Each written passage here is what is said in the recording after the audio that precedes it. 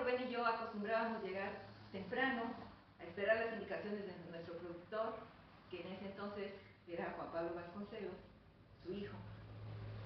Y el maestro acostumbraba a tomarme de la mano encima de la mesa y me decía: mijita, ¿tú me puedes decir a qué se dedica Juan Pablo? ¿Verdad? Y exactamente eso venimos el día de hoy. Es un gusto tener con nosotros a Juan Pablo Vasconcelos Méndez, que además de ser una persona sumamente preparada, es sumamente sencillo. Gracias, Juan Pablo, por aceptar nuestra invitación. Gracias por tu humildad de querer participarnos de tu grandeza con la comunidad de Ixtepec. Muchas gracias, bienvenido. Y quiero ampliar la perspectiva de todos y a ver si logramos descubrir a qué se dedica Juan Pablo. Va a ser una cuestión complicada porque aún yo todavía no lo sé.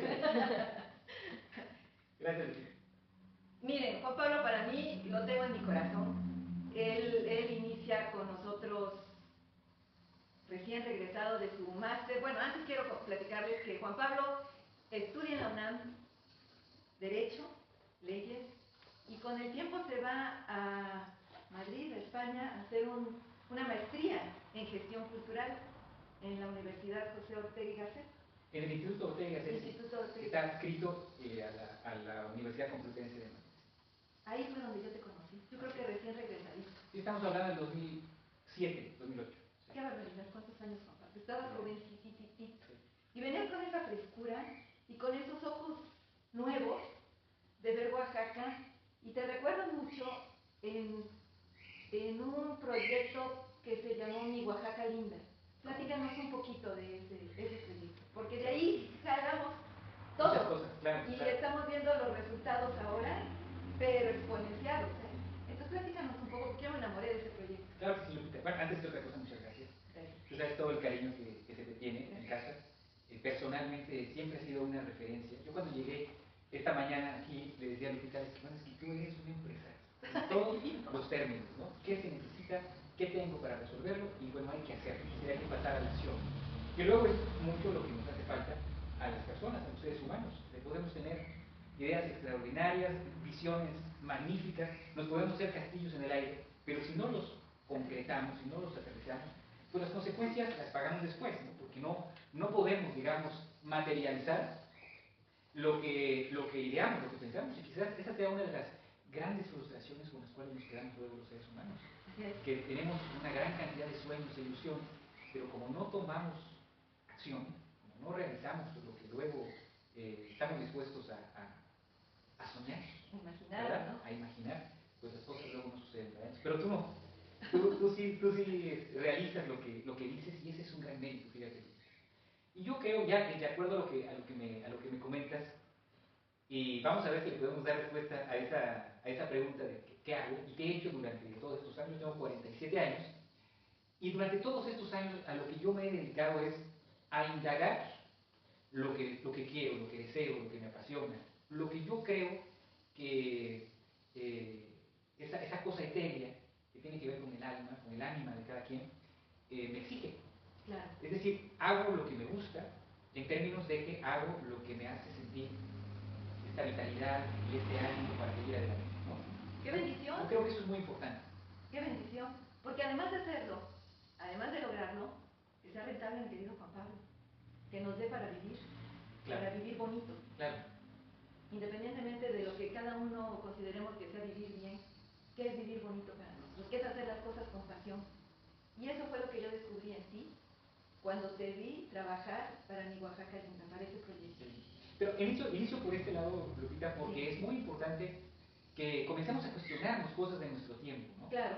Por ejemplo, este asunto, en este mundo en el que nos han insistido tanto, en términos de que es necesaria, por ejemplo, la especialización, ¿no? Es decir, si tú eres abogado, vas a ser abogado. Claro. Y solo vas a ser abogado. A ver, si tú eres contador, eres un contador y solo vas a ser contador, ¿no? Si eres un futbolista, solamente vas a ser futbolista. Y me parece que eso, en términos generales, lo que hace es poner limitaciones donde no necesariamente a veces tienes que ponerlas, ¿no? Por supuesto que los límites son indispensables, sobre todo cuando se trata de conducir toda la energía y las posibilidades que uno tiene. Sin embargo, los límites no necesariamente son positivos cuando son artificiales únicamente, ¿no? Claro. Porque, bueno, seguramente aquí muchas personas saben, por ejemplo, que un buen porcentaje, me parece que las últimas estadísticas estaban cerca del 90%, el 90% de las personas no se dedican para lo que estudian. Entonces, ya allí, por ejemplo, ya en esta idea tan cerrada, ya hay un problema. Porque eso quiere decir que las personas no necesariamente están convencidas de a dónde dirigir su tiempo, es decir, su vida, es decir, su energía, es decir, todas sus posibilidades, ¿no? Creativas. Bueno, a lo mejor tomaron la decisión de una carrera o un emprendimiento a muy corta edad. Claro. Y todo va evolucionando. Tú mismo no eres el de hace 10 años. Uno mismo no es el que va a ser en 20. Uno se rediseña. Y es esa parte de alimentar el alma, ¿no? El ánimo, la pasión, el querer estar contento con la vida, con tu vida, que es lo que me encanta. Y eso, entre otras cosas, es importante, no etiquetarse a uno. Así es. Es decir, no conformarte con una parte de ti, con desarrollar una parte de ti, sino toda una integralidad de cosas. Es muy posible que las personas que hayan estudiado una carrera y que no se dediquen a ellas, de alguna forma también es la manera de aprender que hay eso, toda esa parte de uno que se dedicó a estudiar una determinada profesión, no necesariamente era la que a uno en ese momento le gustaría indagar, ¿no? Pero habría que hacerlo para convencerse y confirmar que no era así, ¿verdad? En algún momento de tu vida te ayuda.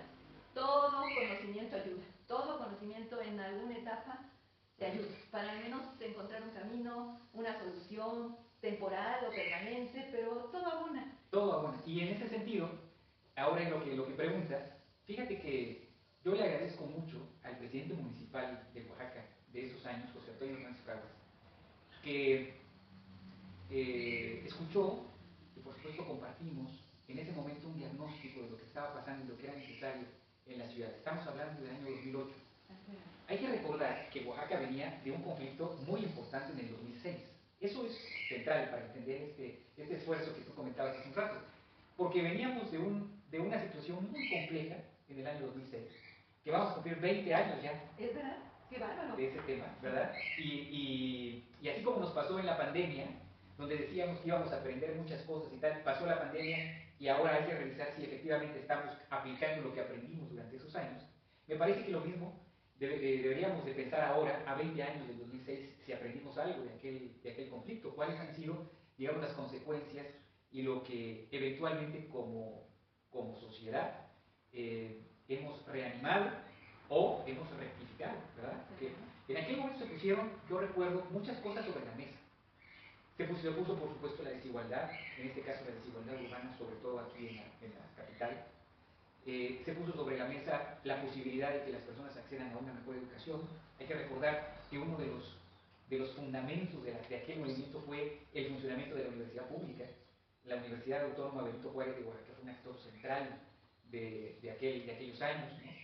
Y por supuesto también cómo hay diversas visiones de la ciudad, unas desde la necesidad, desde el trabajo, desde el esfuerzo. Hay muchas necesidades en la zona metropolitana de Oaxaca, muchas cosas que están poco resueltas. En todo el estado, fíjate Lupita, en todo el estado, el 48% de las viviendas no tienen acceso a servicios básicos. Es decir, no tiene agua, drenaje, los servicios básicos, ¿no? 48%. Y podemos hablar de eso, porque podemos hablar de acceso a servicios de salud, podemos hablar de rezago educativo, podemos hablar de muchas cosas. Y en particular en la ciudad, por ejemplo, nunca ha habido un esfuerzo verdadero para saber cómo darle una recepción adecuada a nuestras hermanas, a nuestros hermanos que vienen de otras regiones a vivir a Oaxaca de Juárez. Entre otras cosas, desde una política lingüística, por ejemplo, para preservar las lenguas, pero este es apenas el principio, ¿no? Y otra para brindar los servicios públicos de calidad que nos merecemos como seres humanos. Ya no digo como oaxaqueños, sino como seres humanos. Es decir, una buena movilidad, un buen transporte público, unos buenos espacios públicos para sustituir los jardines y los patios de casa porque los parques y los jardines sean los patios de nuestra casa. Que las calles sean los pasillos de casa donde podamos caminar con seguridad, donde podamos caminar con tranquilidad, donde sepamos que nuestros hijos pueden salir de casa sin que les vaya a pasar nada, ¿no? Yo creo que todas esas cosas, fíjate, tuvieron alguna respuesta parcial en el año 2006, pero no hemos sido capaces, como oaxaqueños, de aprenderlas adecuadamente. No han sido aprendizajes que inclusive se hayan ido forjando a través de la conversación, del diálogo, de la manera en la que los seres humanos vamos forjando nuestras conclusiones, ¿verdad? Entonces, creo que hay muchas cosas pendientes de ese proceso. En ese tema, la gestión cultural, tu maestría, yo creo que eso te da la sensibilidad para tocar el punto exacto de cómo, a partir de nuestra cultura, empecemos primero por saber qué es la cultura. Claro, claro. Cómo la vivimos, cómo la sentimos, cómo nos hacemos esos engranajes, esos anclajes, para poder avanzar. Si es bien cierto que no hemos atendido todo, pero empezaban los esbozos de la participación ciudadana, ¿recuerdas? Claro. Y ha sido importante y determinante porque ha ido avanzando, ayudados por las redes, ayudados por la necesidad, ayudados por donde quieras, Juan Pablo, pero yo veo cada vez más y más participación ciudadana y afortunadamente más integración, y ahí vamos. Vamos, porque ya se nota, por ejemplo, el City Bus que ya va a llegar. ¿Y te acuerdas cuando lo visualizábamos? ¿Te acuerdas? Cuando decíamos queremos. Claro, estamos hablando, como tú dices, Lupita, hace 18 años, ¿no? Lento. Claro, fíjate que entonces cuando yo comparto ese diagnóstico con José Antonio, inmediatamente hay esta idea de que era necesaria en la ciudad una forma de reconciliación, una forma de mirar nuestros problemas, pero no solamente de mirarnos, porque los diagnósticos y la observación es, digamos, sencilla, pero es una parte, ¿verdad? Ahora, ¿qué podemos hacer al respecto? Y era necesaria sumar una energía ciudadana. Claro. A eso te refieres. Exactamente a eso. Sumar una energía ciudadana para decir, a ver, estos son nuestros problemas. Había uno en particular que era central para nosotros, que era el tema de que no estábamos logrando la comunicación adecuada entre nosotros. ¿Es verdad? Porque se habían formado, digamos, polaridades que difícilmente estaban conversando entre sí, ¿verdad?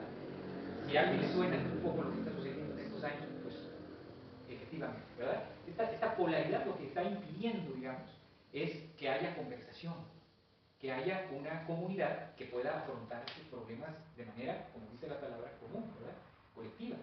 Entonces ese fue uno de los temas centrales. Entonces, ¿qué fue lo que hicimos? Fue, a ver, ¿en qué sí podemos ponernos de acuerdo? Y en aquel momento nos poníamos de acuerdo en que lo que no había duda era el cariño que le teníamos al lugar en el que vivimos. Claro. Ese era el gran tema, ¿no? Es decir, podíamos estar en desacuerdo políticamente, en desacuerdo socialmente, lo que ustedes quieran. Pero lo que no podíamos estar en desacuerdo es que esta ciudad, había un cariño por la ciudad, ¿verdad? Y en ese sentido, la ciudad necesitaba cuidado. La ciudad necesitaba un esfuerzo común para que estuviera mejor. La ciudad necesitaba mejores seres humanos. Así es. Y entonces, en ese sentido, había que dirigir las mesas. Y fue así como surgió este programa, esta idea de Mi Oaxaca Limpia, en el año 2008, que tenía que ver, 2008-2009, que tenía que ver precisamente con que organizaciones sociales, clubes de servicio, clubes deportivos, sindicatos, gobiernos, todo el que se dejara, escuelas, todo el mundo hiciera algo por eso que sí coincidían, que era en el cariño por nosotros. No había, digamos, otro objetivo más que ese, ¿no? Y fue efectivamente todo un acontecimiento. Hicimos muchísimas cosas, ¿te acuerdas? Hicimos lo que ahora se llama México Canta. Nosotros lo hicimos hace 18 años, que se llamó Cantemos a Oaxaca, Cantemos a mi Oaxaca Limpia en aquel momento. Sí. Participaron compositores, cantantes, unos arreglos extraordinarios en aquel momento de Javier, ¿recuerdas? El director de la Orquesta Primavera de Oaxaca. En fin, fue todo un acontecimiento porque teníamos torneos deportivos de básquetbol, fútbol, carreras atléticas, exposiciones de artistas, clubes de servicio que hacían donaciones, campañas de solidaridad y por supuesto también, y creo que es a lo que te refieres, la semilla de todo un movimiento de emprendedores. Así es, de emprendedores sociales. De emprendedores sociales. De trabajar en equipo, en comunidad, de sacar adelante proyectos sociales. Sí, empezábamos con eso, Juan Pablo, y ahí se crea, junto con tu papá, el programa Todo Oaxaca. Sí, pero eso ya fue un poquito después, esto esto habrá sido quizá 2010, 2011, pero Oaxaca Libre tuvo ese afán y creo que ese objetivo cumplido. Se dejó en la mente de muchas personas la necesidad de que la energía personal se puede combinar con otro tipo de afanes, de deseos de otras personas para lograr cuestiones comunes. Y creo que eso se nos está complicando hoy en día. Me parece que hoy se pone mucha más fuerza, mucho más énfasis en lo que yo sí tengo y lo que tú tienes, en cómo creamos una competencia, digamos, artificial, porque no es otra cosa que una competencia artificial, entre los que están a la derecha y los que están a la izquierda, entre los que quieren ir a una velocidad y los que quieren ir a otra, ¿no? Y me parece que eso lo que está haciendo es que se nos está olvidando el tema común, es decir, lo que sí compartimos. Me parece que esa puede ser una buena clave para lograr cosas interesantes en nuestro tiempo. Mejor cohesión, ¿no? Sí, sobre todo porque nos va a permitir conversar. Claro. Nos va a permitir, como estamos ahorita, platicando nuestras experiencias y aprendiendo juntos. Porque quien diga que tiene todas las respuestas, hombre, quien diga que la vida, que el funcionamiento social tiene que ser de una manera, sí, lineal, no es imposible. Eso es muy preocupante, pero sobre todo de una soberbia absoluta. Porque todos aprendemos. La vida es aprendizaje. Antes que otra cosa es aprendizaje. Entonces uno va aprendiendo cosas y como sociedades también vamos aprendiendo cosas. Me parece entonces que lo que menos necesitamos en nuestro tiempo es que alguien nos imponga cómo tenemos que vivir, cómo tenemos que convivir, qué es lo correcto que hagas y qué no es lo incorrecto que hagas, porque además se erigen juicios humanísimos sobre lo que uno piensa, sobre lo que uno dice, sobre lo que uno actúa, y eso, entre otras cosas, es contrario a la naturaleza, a la esencia humana, que es libérrima, que tiende a la libertad, que tiende al desfogue, que tiende a la creatividad, ¿no? Lo que hace un pensamiento, digamos, excesivamente limitante, es precisamente lo contrario, es decir, es eliminar esa creatividad inmensa que tenemos los seres humanos. Es verdad, totalmente de acuerdo, Juan Pablo. Amigos, quiero comentarles también que Juan Pablo, además de ser gestor cultural, es asesor de una infinidad de personajes públicos, privados, tiene su empresa propia, es un empresario consumado, ya tiene bastantes años con su empresa Starcom Media.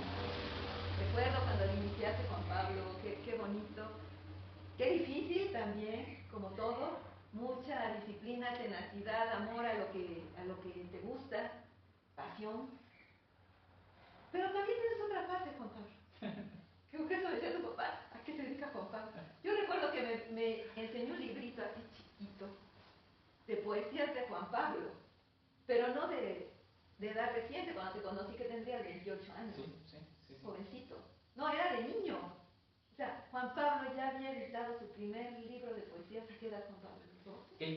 No. El primer libro de poemas fue en el año 99, es decir, yo tenía un poquito más de 20 años, 21 años. Precioso. Sí. Así que, pensador profundo, todavía poeta, no inventes. O sea, ¿qué nos dejas a los humanos? Fíjate que eso, les voy a contar, les voy a platicar esta confidencia. Yo comencé, por ejemplo, en la radio, que es una fase que a mí me encantó, una faceta que a mí me encantó personalmente. Yo comencé en la radio a los 9 años. ¿Qué tal? Gracias a la generosidad de 2 o 3 personas que tengo que dejar aquí plasmados sus nombres, porque te agradezco muchas cosas, ¿no? A Sergio Javier Alcázar, que me dio, por ejemplo, un espacio en su... Sergio tenía un programa de radio exitosísimo en las mañanas, era Radio Felicidad en el 990, en aquella época había muchas menos frecuencias de las que hay ahora, pero entonces Sergio tenía su programa de radio temprano y era uno de los noticieros más importantes en aquel momento. Y entonces, en algún momento él me escuchó en un congreso de la niñez, me acuerdo, escuchó hablar y entonces me invitó a su programa. Entonces me dio un espacio para hablar de deportes. ¿Qué tal, Juan Pablo? Los sábados en la mañana. Y entonces ese espacio se fue haciendo cada vez más grande. Primero eran 5 minutos, luego eran 10, luego eran 15 y así sucesivamente. De tal manera que, por ejemplo, Sergio tenía cualidad de pedagogo extraordinaria, ¿no? Por ejemplo, estábamos hablando como tú y yo ahora mismo, en la cabina, al aire, yo dando mis notas sobre deportes y tal, estábamos solos, al aire, y entonces él se ponía de pie y se iba del otro lado de la cabina. Y me dejaba solo. ¡Ay! Hablando, imagínate, 9 años. ¡Qué barbaridad! Sí, me imagino. Oye, pero qué seguridad tú. Pero sabes que él lo hacía por supuesto, claro, porque era un maestro que en ese momento me estaba enseñando a arreglarme las como podía. Pues yo me acuerdo todavía como si lo estuviera viendo, me volteaba y entonces lo veía de lejos platicar con personajes que también les tengo un gran afecto y un enorme agradecimiento. Manuel de la Lanza Elton, que en paz descanse, extraordinario maestro, también Sergio también ya falleció, pero Manuel de la Lanza, una de las gentes que más ha sabido de radio en Oaxaca, extraordinario, además con una conducción muy estricta de sus cosas, como también Sergio con su noticiero, Manuel Humberto Ciordia. Entonces, Sergio Martínez en los controles, Beto también en los controles, tal. Entonces él se iba a platicar con ellos del otro lado de la cabina, como si los estuviera viendo y me dejaba a mí hablar.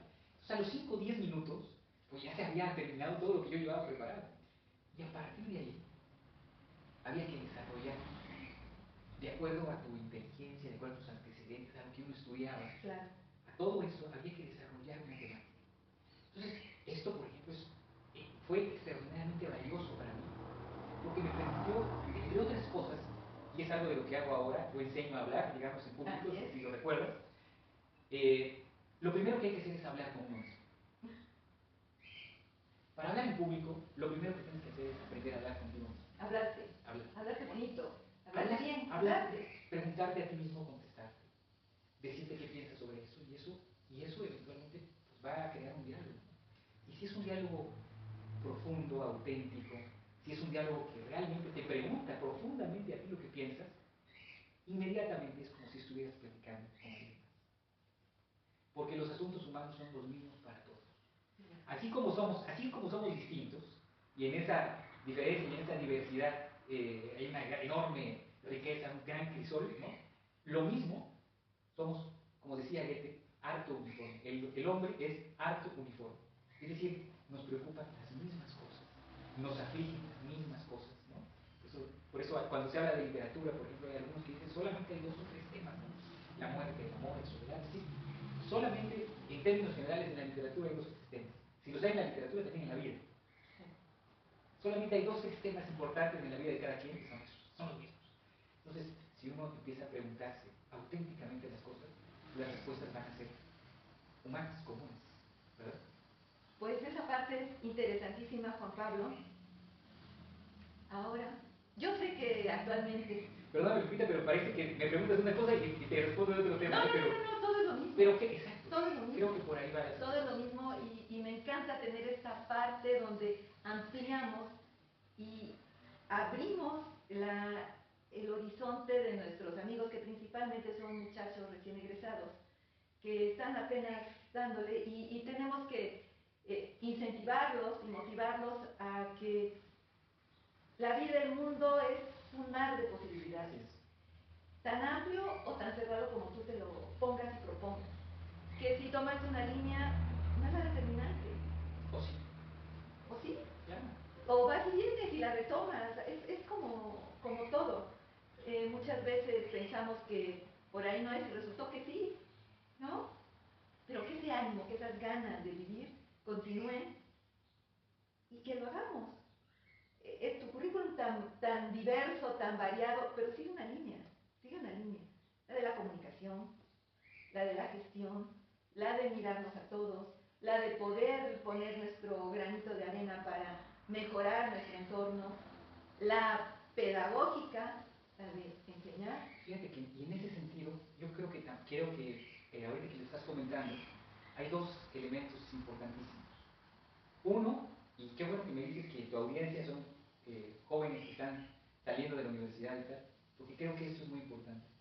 Todas esas cosas que tú estás comentando tienen que ver con 2 temas, entre otros muchos, pero estos 2 temas. Uno, el tema de responder a ti. Claro. ¿A ti? Responder a ti. ¿Qué quiere decir eso? Bueno, responder a tu visión personal, a tu manera de ver el mundo, a tu interpretación, a tu esencia, a tu espíritu, a lo que quiera, como querramos llamarle, a ese tipo de la frase, ¿no? Como querramos llamarle. Porque muchas ocasiones vemos que uno toma determinaciones por lo que te dicen tus familiares, por lo que la sociedad ve mejor que otras cosas, por el grupo de amigos, por todo eso en particular, tarde o temprano, nos damos cuenta que muy posiblemente a lo mejor nos va muy bien y tal, pero en el fondo uno sabe cuando las cosas que uno logra, las cosas que uno hace, responden a ti. Y eso en particular te da esta cosa etérea, pero que es tan importante y me parece que es la más importante, que es esta paz interior, que te da tranquilidad, armonía, balance, al momento en que las cosas se ponen bien y también cuando no se ponen tan bien, también. ¿Verdad? También porque uno vive todas. Sí. Y hay que cruzarlas lo mejor que se pueda. Así es. Lo mejor que se pueda, desempolvarse y a seguirle.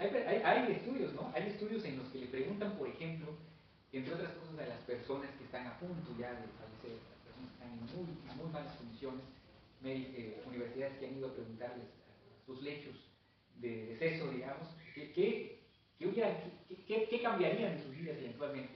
Y casi todas precisamente hablan de esto, ¿no? De hacer más lo que te gusta, lo que te apasiona. De haberse atrevido a hacer a lo que vinieron a hacer. Claro. No a lo que les dijeron que vinieron a hacer, sino a lo que vinieron a dar, que lo que vinieron a compartir con los demás. Porque esa es precisamente, si hubiese una diferencia entre los seres humanos, es que todos tenemos ese asunto de lo que venimos a hacer distinto, ¿verdad? Entonces eso sí nos diferencia. Ya decía yo que somos hartos, uniformes, que nos afligen algunas cosas, pero sí hay una diferencia específicamente y es esa en particular. Entonces si nos dedicamos a esa, hay ocasiones en las que nos va a costar saber cuál es, pero la tarea es buscar. Por eso hay algunas filosofías que comentan que navegar es lo importante, ¿verdad?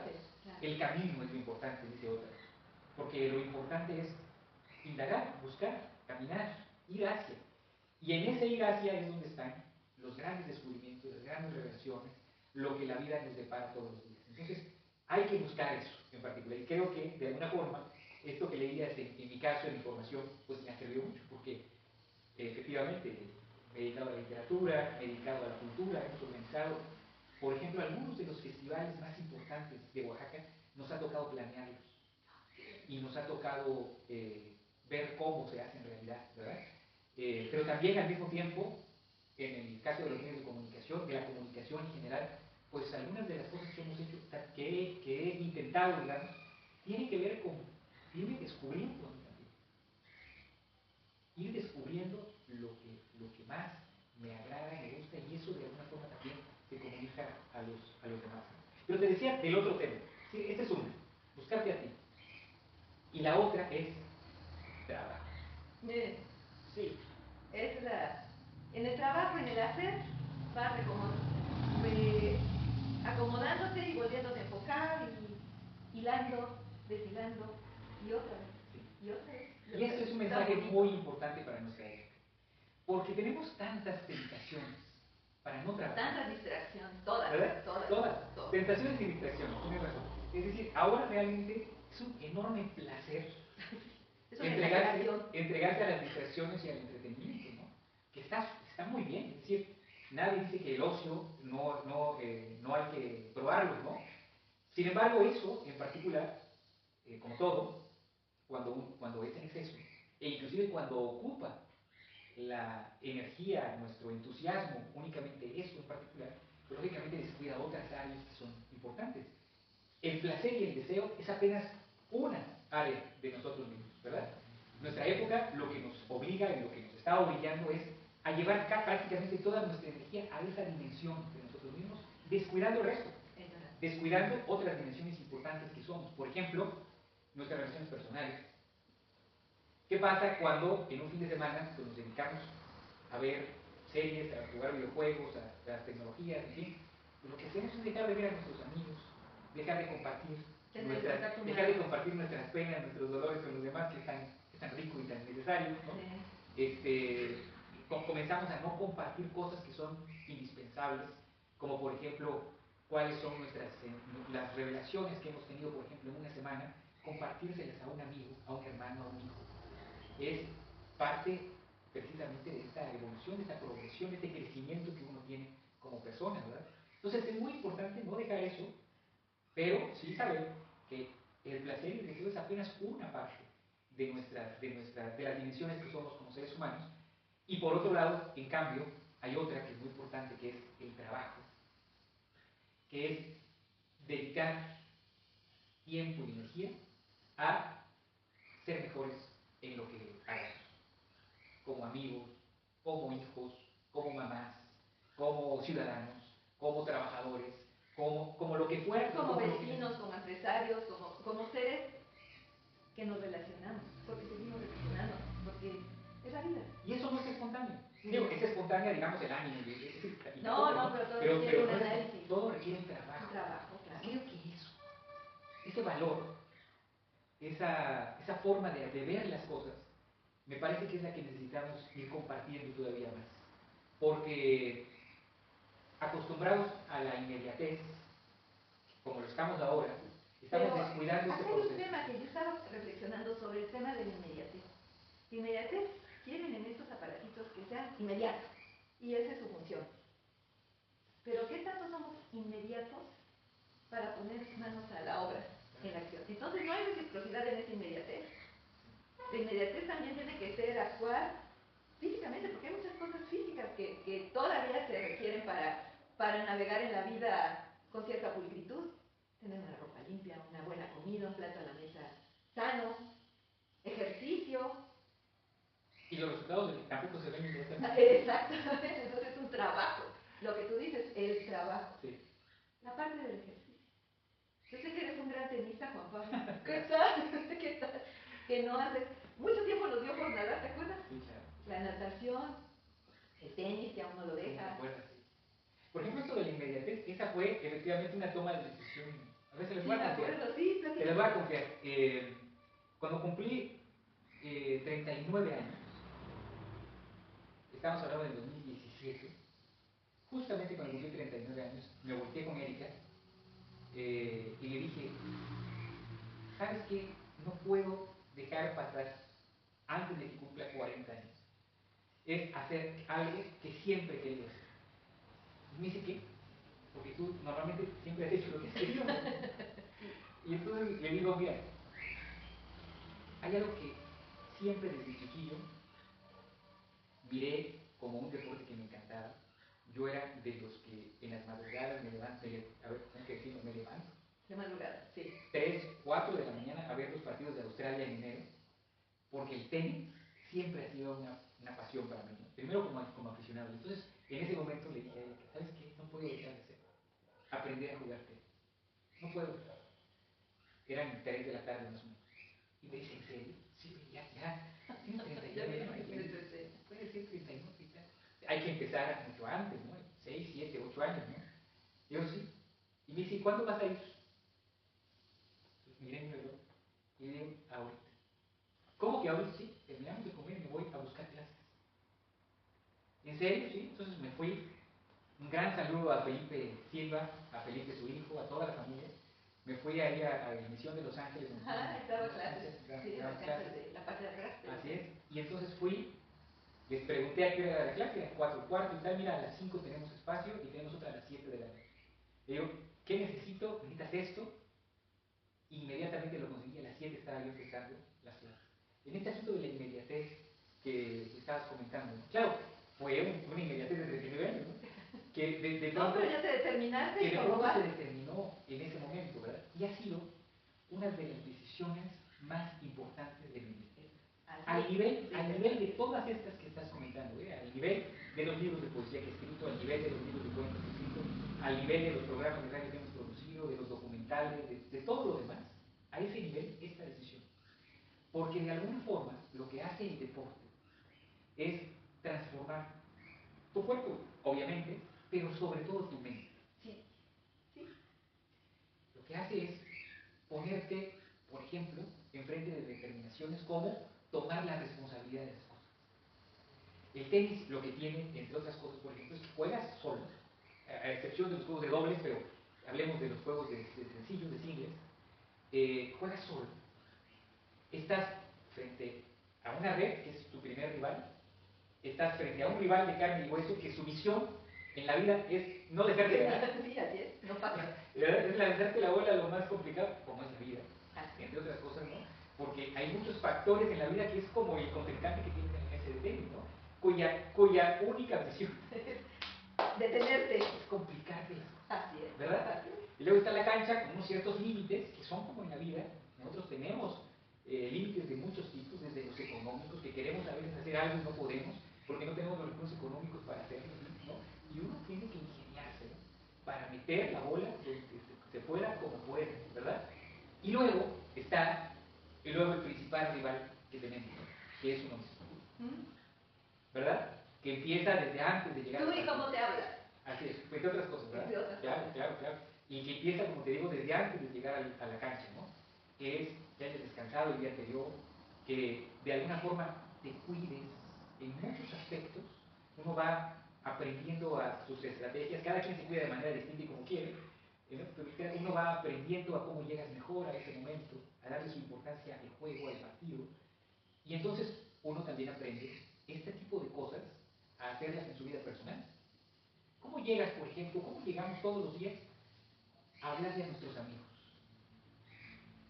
Porque uno dice, no, yo con mis amigos soy espontáneo, como quiero y tal, está muy bien, pero también sí, con ¿no? los amigos hay que necesitamos no, honor y respeto con los demás, por ejemplo. Es verdad, es verdad. Cuando la vida te pone, cuando no todo es amor, en este tema, uniendo cultura con disciplina, con tal, prevalece el respeto. Claro. El respeto y el rol que tú juegas en la relación, llámala como quieras, ¿eh? Pero tú también juegas un rol y ese rol lo debes de cuidar, honrar. Esa es la razón. Bien. Entonces, si te das cuenta, resumiendo estas facetas que estamos comentando, yo las resumo en 3 palabras, ¿no? Cultura, deporte y comunicación. Para mí, si pudiéramos todos indagar en estos tres asuntos, me parece que pudiéramos ir formando, ir creciendo como seres humanos. ¿Por qué? Porque la cultura, ahorita que decías y que me comentabas, oye, ¿qué entendemos como cultura? En particular, mi definición que más me gusta sobre cultura es que la cultura es la expresión de lo humano. Como quiera que sea, música, artes, obras, modos de vida, como quiera que los seres humanos nos expresemos, en términos de expresarnos profundamente, es decir, lo que somos, esto que hemos estado comentando desde hace un rato, ¿no? La esencia que somos, lo que realmente queremos en la vida, ¿verdad? Esa expresión de lo humano es la cultura.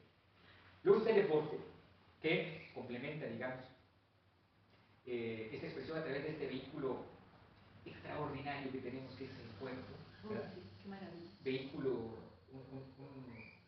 yo les digo a mis hijas que tenemos unas máquinas impensables, ¿no? Impensables, como se han ido desarrollando a lo largo de milenios para llegar a lo que tenemos, ¿verdad? Y te digo una cosa, Juan Pablo, yo tengo una frase que de verdad que la corroboro a medida que mi vida avanza, y es, podemos engañar a todos, ¿eh? A todos, a nosotros mismos, pero a tu cuerpo nadie lo engaña. Claro. Tu cuerpo te agradece o te recuerda sí. Lo que has hecho o dejado de hacer por él. Y te previene también. Y te previene. Exactamente. Sabes que ahí hay algo que hay que atender. Que hay que atender, en muchas esferas. Sí. Porque me parece que es precisamente ese tema, ¿no? Que hay esferas. El deporte no funciona nada más como un asunto mecánico de mover el cuerpo y seguir ciertas reglas, ¿no? Sino son todas las esferas. Es la esfera física, por supuesto, pues está la esfera técnica. Para jugar un deporte hay que aprender a jugarlo y hay que practicarlo cientos de veces para poderlo realizar de la forma en que uno desea hacerlo, ¿verdad? Hay que también fortalecer la parte mental, como estábamos comentando, lo físico, lo técnico, lo mental, y también eventualmente lo espiritual, ¿verdad? Porque es ese entusiasmo el que te hace ganar o perder un partido, sabiendo, sin que esto suene religioso, sino más bien le ponga nombre a esto que estoy comentando, sabiendo que la palabra entusiasmo, en su situación gramatical, en su origen gramatical, es muy bonita la palabra, porque quiere decir estar en Dios. Fíjate, en Dios, estar en Dios. Entonces, ese entusiasmo, esa también es parte de lo que necesitamos en el caso de Reforma. Entonces, fíjate cómo cultura como expresión de lo humano nos da elementos extraordinarios para aprender a vivir. Por eso yo defiendo, por ejemplo, el arte como una política pública, Claro. como una manera en que como una de las formas extraordinarias que tenemos al alcance para ir compartiendo esta cosa común que estamos comentando, ¿no? Por un lado, la cultura, expresar lo humano. Luego, el deporte, como una forma de alimentar estas esferas que acabo de comentar, desde lo mental hasta lo espiritual, lo físico, lo técnico, y cómo tomar responsabilidad de lo que nos acontece. Y la comunicación, como una forma de relación. En este tema de la comunicación, Juan Pablo, recuerdo en esos años donde estuvimos con el programa Todo Oaxaca Radio, que hiciste un diplomado en cine. Sí. Platícanos. ¿Cómo te ha ido? ¿Por qué? Yo puedo entender perfectamente por qué cine. O sea, una forma de expresar, de comunicar, cómo va relacionando todo. Pero es muy interesante tu historia con el cine y cómo le has sacado provecho a esa parte de ti y a ese conocimiento en tu empresa, en tu forma de comunicar, en tu forma de relacionarte. Platícanos. Una vez que tú defines, por lo menos vagamente si tú quieres, porque es muy complicado hacerlo de una forma definitiva, ¿no? Como dije hace un rato, uno va indagando todo el tiempo. Una vez que tú defines, aunque sea vagamente, lo que tiene que ver contigo, qué es lo que tú quieres eventualmente, el siguiente paso, o una forma, digamos, en la que uno puede acercarse a ir desarrollando eso que ya definiste, es perfeccionar las herramientas que tienes para expresar. Claro. Entonces, una de las herramientas, la natural en temas de comunicación, bueno, pues es la palabra, es este lenguaje, tanto oral como, ¿no? Este idioma que tenemos que es tan rico, tan ya pasamos por el escrito, ¿verdad? Ya pasamos por el oral. Así es. Por otro lado, también hay muchas otras formas de comunicación, ¿verdad? Pero una de las, pero ahora, en nuestro tiempo, nos otorga herramientas extraordinarias. Entonces, a mí me interesaba sobre todo poder perfeccionar las herramientas audiovisuales. Yo crecí, como tú sabes, al lado de una cámara fotográfica. Sí. Cargando cámaras fotográficas pues, por todos lados, ¿no? Porque pues, nuestros amigos a lo mejor no lo saben, pero mi padre era un fotógrafo de tiempo completo. Sí. Si hay un artefacto que llevaba mi padre a todos lados era su cámara fotográfica, ¿no? Todavía en los últimos años. Todavía, claro, en los últimos años ya no cargaba la cantidad de cámaras que tenía al principio, pero cargaba, ¿te acuerdas? Un iPad. No, todavía al final su iPad, ya no sé cómo guardaba esas fotografías, pero era un registrador nato, tanto de la belleza como de los acontecimientos. ¿Verdad? Entonces yo nací con eso, nací con las cámaras y tal. Lo que él no hizo y que a mí luego me atrajo fue precisamente ya la imagen en movimiento, ¿no? El tema del cine.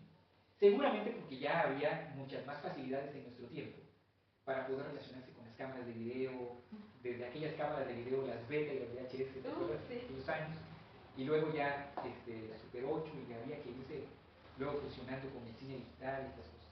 Pero también eso requiere técnica. Fíjate cómo lo que comentábamos de estas cuatro esferas, ¿no? Lo físico, lo técnico, lo mental y lo espiritual, también en eso hay que ir mejorando. Y hay que estar muy atentos evolucionando. A evolucionando. A ver, a mí lo que me faltaba era técnica, ¿verdad? El manejo de las luces, de la iluminación y tal. Entonces, efectivamente, en el año 2012 entro a esta parte para ir perfeccionando esa parte, digamos, técnica, y el resultado fue extraordinario porque me di cuenta en ese momento que el cine es, digamos, el arte de las artes, ¿no? Porque en el cine conviven pues una buena cantidad de las artes que conocemos. Fíjate, convive la música, una buena película normalmente va en conjunto con un buen soundtrack, ¿no? Con una buena música. Convive lo visual, es decir, por ejemplo, el diseño de la imagen, ¿no? Los vestuarios, la actuación, que es un arte extraordinario. Si hay algo que a mí me ha gustado muchísimo de eso es, por ejemplo, la dirección de actores. Sí, es una maravilla. Que es extraordinario cómo tú puedes comunicarle a alguien una idea de tal manera que ese ser inclusive se mete tanto un personaje que ya es indudable que ese personaje es ese actor específicamente. ¿Cuántas personas, a cuántos actores no conocemos que es el personaje y no el actor? Porque hay unas... ¿Cuántos se los come el personaje? Así es, extraordinario, ¿no? El teatro, por supuesto, que tiene que ver con esto que estoy comentando. Más escuelas deberían de dar teatro. Muchas, yo creo que todas deberían de dar teatro. Sí. Sobre todo porque hay un acercamiento al drama. Porque en general la vida es así. Además del drama, te enseñan que a respirar, que a comunicar, que a comunicar. Claro, exacto, ¿verdad? Sí. La fotografía. Fíjate la cantidad de artes que intervienen en el cine. Todos. Y por supuesto, en particular, que es parte de por lo que yo entro a ese mundo, que es el tema del guión. Es decir, la lectura de historias, en el que me gusta mucho una frase de Saramago que decía, ¿no? Somos cuentos contando cuentos. Nada. Somos cuentos de cuentos. Somos cuentos de cuentos contando cuentos. Nada. Porque efectivamente somos narraciones, somos las historias que nos contamos de chicos. De alguna forma es ese otro universo que uno va construyendo en la vida. Porque de alguna forma somos seres narrativos, entonces somos las historias que nos fuimos construyendo, ¿verdad? Por eso algunos dicen que esta patria de la infancia, porque de alguna forma es donde nace nuestra historia.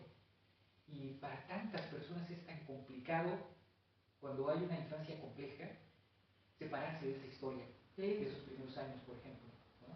Y cuando hay una infancia dichosa, pues que bueno, y hay que seguir esa historia por ese camino, pero a lo que voy es cómo esa historia comienza a entretejerse, no siempre de manera aventurosa, pero que puede, como cualquier otra narración, tomar giros inesperados. Eso es muy importante saberlo y verificarlo adecuadamente, ¿no? Claro, regreso al tema del cine. El cine tiene una gran complicación, sobre todo de carácter tecnológico, técnico, en términos de infraestructura, ¿no? Por eso decía García Márquez que él no se dedicó al cine, porque era la intervención de demasiados asuntos, y que por eso mejor se dedicó a las novelas, donde él era su máquina de escribir, su historia, su investigación, y no el cine donde tantas cosas intervienen. Desde la parte técnica, las cámaras, los montajes, los escenarios, la luz, la iluminación, los actores. El vestuario, el peinado, el maquillaje, la luz, etcétera, etcétera. Sobre todo con las superproducciones que tenemos ahora en nuestro tiempo, que realmente son de unos costos a veces insostenibles, ¿verdad? Pero bueno, el cine tiene todo eso, pero al final es también una manera de aprender en muchos aspectos cuáles son, digamos, algunas lecturas del mundo. En este caso, la lectura de un director, de un guionista.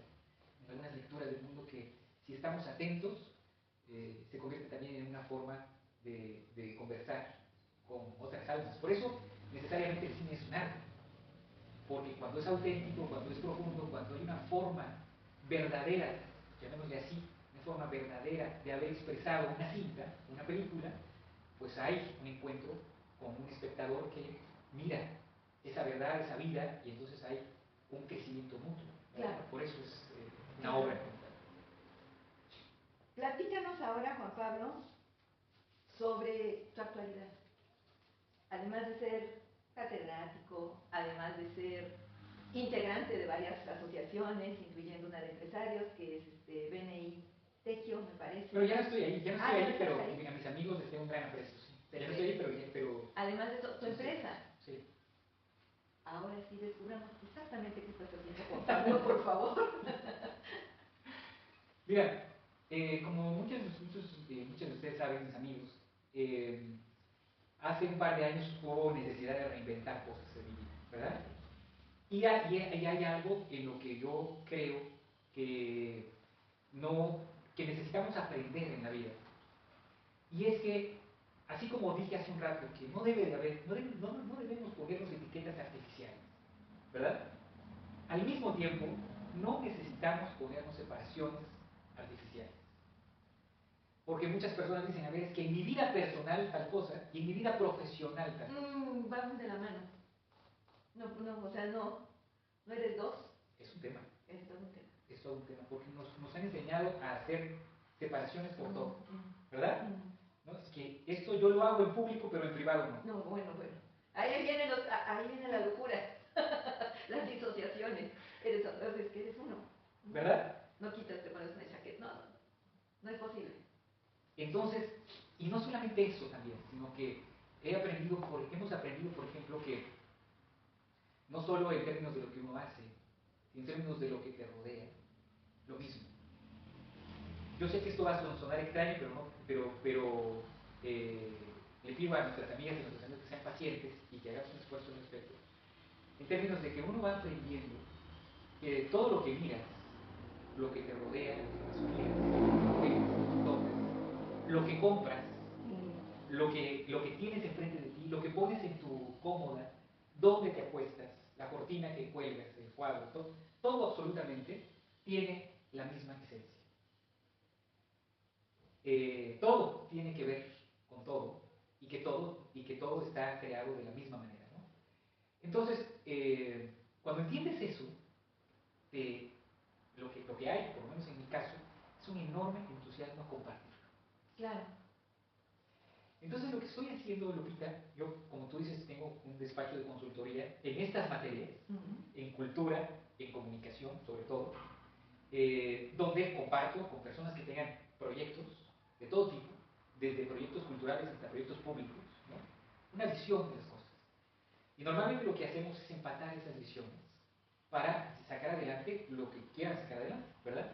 Eso es muy importante en términos de que yo diga empatar esas visiones, porque afortunadamente tengo la posibilidad de decir no cuando eso no necesariamente empata. Por estas mismas razones, porque yo sé que si yo le doy una consultoría a alguien, es porque de alguna forma hay una manera en la que hemos llegado a una cosa en común. Es decir, no hay un trabajo por hacer un trabajo, sino hay un trabajo por construir esta visión común, ¿no? Entonces, hago eso en términos de consultoría, como tú comentas, tengo ya muchos años realizándolo, pero es una consultoría de carácter integral, como puedes ver, ¿no? Sí. Es una consultoría no solamente para lograr un objetivo pasajero o personalísimo, sino más bien es una consultoría que va más allá, en términos de hacer que las cosas funcionen mejor para todos. Entonces eso me mantiene muy ocupado. Y eso ayuda mucho a lo que eventualmente comento, que es el descubrimiento que hice después de estos cambios de los últimos años, que es compartir este entusiasmo por mirar la vida de una forma mucho más verdadera, mucho más integral, ¿no? Y eso es a lo que estoy dedicado, y puede llamarse de muchas maneras, pero todo tiene que ver con lo mismo. Sí. Como dijiste hace rato, fíjate, hago consultoría de proyectos con esta visión, doy entrenamientos para, por ejemplo, para expresarse mejor con esta visión, ¿no? Realizo conferencias con esta visión, doy clases en las universidades con esta visión. Entonces todo tiene que ver con este descubrimiento personal de estos temas que he efectuado, y confío, porque yo he visto los resultados, confío en que esa tarea es muy funcional, muy útil en los tiempos que vivimos. Sí. Lo vamos. Yo lo he visto crecer, he visto crecer tu comunidad, he visto los resultados y son muy gratos, son muy alentadores. Me encanta. Juan Pablo, podríamos estar horas hablando de infinidad de cosas. Como ustedes pueden ver, amigos, es un ser muy completo, es un ser íntegro. Yo lo tengo en mi cajón, aunque dice que no se encajonan las cosas, de familia. Está catalogado como familia, es de mis quereres profundos, Juan Pablo. Así que, Juan Pablo, te agradecemos mucho el espacio que nos has compartido. Espero que a los muchachos les sirva para crecer de forma personal. ¿Y qué último mensaje, como cierre, les dejas a la comunidad, a la comunidad de Exatec? Que en general te quiero decir cuál es nuestro eslogan. Creamos, construimos, transformamos. Bonito, ¿verdad? Sí, como... Bonito, con una gran responsabilidad, no solamente para nosotros internas, sino para nuestra comunidad. ¿Qué mensaje nos dejas, Juan Pablo? Pues mira, pensaba hablar sobre este tema del trabajo, pero ahorita que estás comentando esto, quiero comentarles a nuestras amigas y a nuestros amigos que con Lupita hemos hecho muchas cosas. Uy, sí. Y creo, y si recuerdas, hace algunas semanas precisamente recordábamos algunas, ¿verdad? Sí. Hicimos muchas cosas, miren. Hicimos un observatorio ciudadano de seguridad pública que presidiste, que hizo realmente, cuando era necesario, un trabajo indispensable para poner el dedo en la llaga a muchas preocupaciones de la sociedad en relación con la seguridad ciudadana. Visitamos varias de los penales, ¿te acuerdas? Tanto aquí como en la Ciudad de México, como en otros lugares del Bajío, recuerdo, y vimos muchas cosas en aquel momento. Luego hicimos este concurso de canto que estamos comentando, una cantidad de campañas y de organizaciones civiles y sociales a las cuales pudimos llegar tú y yo, el programa de radio que estás comentando, hemos hecho muchas cosas. ¿Pero por qué lo menciono? Porque la vida tiene muchas incertidumbres y es natural que haya pruebas importantes en la vida, complejidades. Y si estas las tomamos como asuntos insalvables, es decir, como que la vida tiene que ser lisa y llana, nos vamos a equivocar. Por eso me interesa decírselo a los jóvenes que están terminando sus carreras, que me comentas. Son recién egresados, son muchos avanzados, pero que... ¿Verdad? Que necesitamos ajustar nuestro deber ser a la participación ciudadana, nuestra hipoteca social que todavía tenemos. Claro. Que tenemos que dar más. Claro. La idea es comprender que la vida es compleja. Sí. Que nos va a poner desafíos importantes.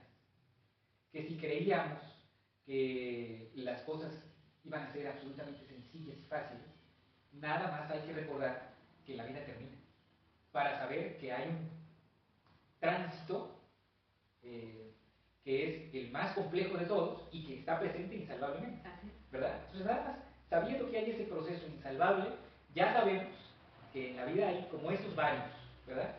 Y que eventualmente son, entre otras cosas, de los momentos, ojalá también aprendamos de los momentos sencillos y de los momentos felices, pero son en esas pruebas, en esos momentos complicados, en esos momentos en el que las cosas no están bien, donde más aprendemos, donde mayores zafíos encontramos, donde inclusive nos probamos nuestros propios límites y nuestras propias energías. Claro. Por eso recuerdo esto que estamos comentando, porque decíamos hace unas semanas, hemos hecho tantas cosas. Y esas cosas que hemos hecho y las que nos hemos entregado son las que nos sirven como combustible para los momentos difíciles. Las que nos han rescatado, ¿no, Juan Pablo? ¿Verdad? Dice, valió la pena, ha valido la pena. Y es más, vale la pena seguirle y luchar, porque si ya lo hice una vez, puedo hacerlo otra. Porque allí está esta reserva de asuntos que nos hacen salir adelante. Sí. Porque eso es lo que nos motiva a seguir adelante, ese interés. ¿Verdad, Lupita? Así es, Juan Pablo. Entonces, creo que, entre otras cosas, eso es lo que le quiero decir a nuestras amigas, a nuestros amigos, que nos entreguemos apasionadamente a nuestra visión, a lo que queramos alcanzar, porque eso, de alguna forma, en los momentos buenos, pero sobre todo en los momentos malos, nos va a redimir, a salvar y a sacar adelante. Y claro, que eso es todavía más importante, recordar que la vida es hacia adelante. La vida es hacia adelante. La vida no es hacia atrás. La memoria y el recuerdo por algo los tenemos. Claro. Es una facultad extraordinaria. Es realmente uno de los tesoros más increíbles, insondables. Todavía que tenemos que estudiar más todavía por qué tenemos memoria, por qué tenemos recuerdo, por qué tenemos una visión hacia el pasado que es extraordinaria, pero saber que la vida es hacia adelante. La vida se va construyendo, digamos, todos los días. Y todo lo que vamos dejando, digamos, es parte nuestra, pero que lo que viene es seguramente cumplir nuestra verdadera función como seres humanos. Maravilloso. Gracias, Juan Pablo. Gracias a todos. Y será un placer vernos al siguiente podcast. Muy amables y buenas tardes a todos.